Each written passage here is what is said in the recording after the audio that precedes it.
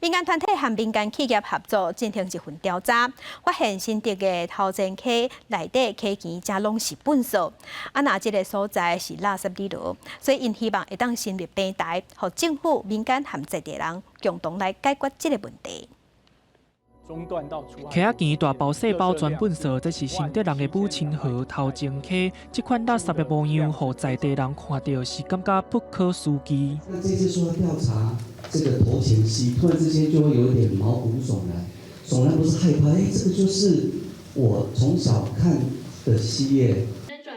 荒野保护协会甲民间企业合作进行头前溪废弃物的调查，发现伫出名的观光景点甲火车头附近的溪仔墘拢卡垃圾，无人看会到桥骹，嘛互人乌白等粪扫。其实80%的垃圾是累积在10%的河岸段，也就是我们只要清除这10%的河岸，可以把80%河岸的废弃物清除吼。荒野保护协会嘛指出，溪内粪扫大部分拢是塑胶杯啊、树管、卫生纸等等，敢若使用一摆的物件。因呼吁政府应该要成立下单位的平台，做伙解决河川废弃物的问题。科技这边呢会邀请相关单位成立一个平台。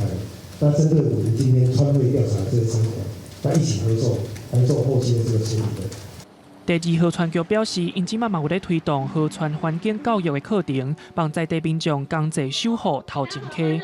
记者林世华、谢桂林综合报道。